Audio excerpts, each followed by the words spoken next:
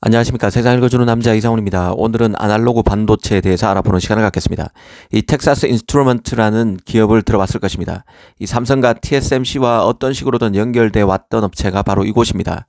이 삼성과는 M&A와 관련해서 항상 링크돼 왔었고, TSMC와는 창업자 장중모가 대만에서 TSMC를 창업하기 전에 미국에서 일했던 회사, 그래서 부사장까지 올랐던 곳이 바로 텍사스 인스트루먼트입니다.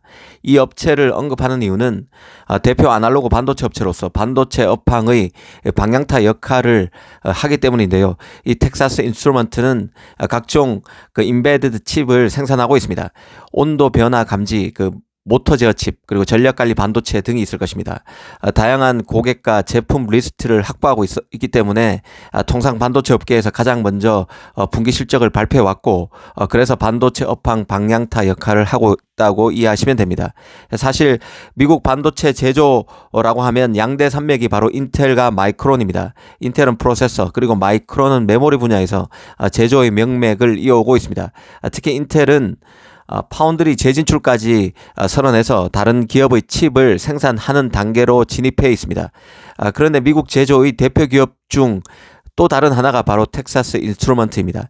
이 반도체 업황이 최악이라고는 하지만 한편으로 물밑에서는 엄청난 투자가 진행되고 있는데 이 기업도 투자에 나선다는 소식이 있었습니다. 바로 최근에 텍사스 인스트루먼트가 유타주에서 두 번째 300mm 팹을 만든다는 발표가 있었습니다. 투자 규모가 110억 달러입니다. 하나로 치면 14조 원 남짓이 되는 금액이죠. 눈에 띄는 것은 그 아날로그 칩도 이제는 12인치 팹, 그러니까 300mm 팹으로 진화하고 있다는 게 눈에 띄었습니다. 사실 공급난 때도 비싼 칩 때문이 아니라 아날로그 칩이 모자라서 제품을 만들지 못했던 경우가 허다했었는데요. 이런 점을 감안해서 투자가 이뤄지고 있다는 생각이 들었습니다. 또 미국의 반도체 제조 키우기와 맞물려서 엄청난 그 보조금이 미국 제조업체들에게 뿌려지고 있는데 이 때를 놓치지 않고 텍사스 인스트루먼트도 팹을 당겨서 만들고 있다는 생각도 들었습니다. 이 팹은 올 하반기에 착공해서 2026년부터 본격 생산에 들어갈 예정으로 되어 있습니다. 눈에 띄는 것은 텍사스 인스트루먼트가 이번 그 유타주 공장 외에도 텍사스주 셔먼에서도 300제곱밀리미터 웨이퍼 팹 4개를 추가로 건설하고 있다는 점에 있습니다. 사실 그 칩 시장은 디지털과 아날로그 반도체가 양분하고 있습니다. 아날로그 반도체 시장은 칩 시장의 비중으로 따지면 30% 정도에 이릅니다. 이 30%가 없어서 고가의 제품을 못 만드는 일이 빚어졌었죠. 그만큼 아날로그 반도체는 중요합니다. 특히 디지털 시대 아날로그 칩이 더 주목받는 이유가 있는데요. 바로 친환경 고효율이란 특징 때문입니다. 디지털 TV만 해도 전력 관리 칩인 PMIC를 사용하면 소비 전력의 30% 이상을 아낄 수 있습니다. 이 스마트폰으로 설명을 하면 휴대폰을 구동하는 것과 화면, 카메라 등을 구동하는 배터리는 다 다릅니다. 이 전력용 반도체 칩을 써서 전원을 분배하고 때로는 증폭시켜서 사용하는 것입니다. 그래서 아날로그 반도체가 친환경적이고 전력 소모도 적은 것이죠. 그래서 중요합니다. 이 전력 반도체 같은 경우는 사람의 심장에 흔히 비유되기도 하는데요. 심장이 우리 몸에 피를 공급하듯이 전자기기 각 부분에 필요한 전력을 정확하면서도 효율적으로 공급하도록 관리하는 기능을 이 전력 반도체가 하는 것입니다. 그런데 사람 심장이 하나인 것과는 달리 PMIC, 이 전력 관리 칩 같은 경우는 저사양 스마트폰은 서너 개가 들어가고 고성능 스마트폰은 10개 이상이 들어갑니다. 전자기기 성능이 올라갈수록 PMIC 개수가 늘어난다고 이해하시면 쉬운데요. 이 아날로그 칩의 중요성은 삼성의 M&A 가능 목록에서도 잘 드러납니다.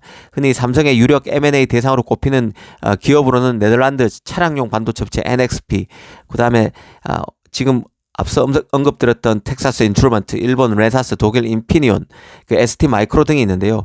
모두 아날로그 칩 업체들이죠. NXP 같은 경우는 마이크로 컨트롤러 업체입니다. PC로 치면 모든 데이터를 처리하는 장치인 CPU에 비견할 수 있는 게 바로 자동차의 마이크로 컨트롤러입니다. 그런데 NXP를 비롯해서 이 르네사스, 인피니온, 텍사스 인스트루먼트 등이 다 아날로그 반도체 범주에 들어가는 기업들이죠. 일상생활에서 발생하는 열, 빛, 소리, 온도, 습도, 움직임 등 자연계 정보를 디지털 신호로 바꾸거나 그 반대 역할을 하는 반도체입니다. 쉽게 보면 그 각종 센서, 무선 신호칩, 전력 관리 칩 등이 대표적인 아날로그 칩입니다. 이 삼성과 링크된 업체들이 다 아날로그 칩 업체일 만큼 아날로그 반도체의 위상이 높다는 뜻도 되겠습니다. 실제로 스마트폰에 사용되는 반도체 중에 60%가량이 아날로그 칩입니다. 절반이 넘는 수치죠. 또 전기차, 자율주행차에 사용되는 거의 모든 반도체가 아날로그 반도체입니다. 인간과 사물과 사물 사이의 모든 인터페이스는 아날로그 신호로 처리할 수밖에 없기 때문입니다. 이 텍사스 인스트루먼트 같은 경우는 지난 1930년대 설립된 회사인데요. 이미 회사가 90년이 넘었죠. 기업 가치도 계속 올라서 한때는 2천억 달러 수준까지 갔었습니다. 이 흔히 인텔, AMD 등 그 정교한 디지털 칩 제조사들이 대부분 주목을 받지만 한 개에 몇 달러씩 하는 아날로그 칩의 부족은 수백억 달러의 매출을 올리는 제품의 공급망을 지탱하는 그 핵심임을 잊어서는 안 됩니다. 과거 칩 부족 현상은 대부분 아날로그 칩에서 발생했었는데요. 문제는 이런 아날로그 칩 부족이 심각하지만 이런 칩을 만드는 팹을 늘리기 쉽지 않다는 데 있었습니다. 기본적으로 이런 저가 칩들은 이 8인치 팹에서 만들어지기 때문에 TSMC와 같은 파운드들이 팹을 8인치용 반도체 장비로 채울 수 있어야 추가적인 공장 건설이 가능합니다. 그런데 이런 장비를 만들어줘야 하는 그 어플라이드 머티리얼스, 램 리서치와 같은 반도체 장비 회사들은 8인치 장비의 수주 가격을 12인치 장비보다 더 받는 상황입니다. 성능이 12인치 장비보다 떨어지는 8인치 장비를 만들어주는데 이 파운드리가 더 많은 돈을 요구하는 이유는 이미 모든 제조회사들, 그 파운드리 장비 회사의 모든 설비들이 12인치 장비를 만드는데 최적화된 상태이기 때문에 그렇습니다. 그 결과 그 파운드리 입장에서는 12인치 장비보다 더 못한 8인치 장비를 더 비싼 돈을 주고 들여놔야 하는 실정입니다. 그 결과 칩 제작업체인 파운드리로서는 최단성을 맞출 수 없게 되는 것이죠.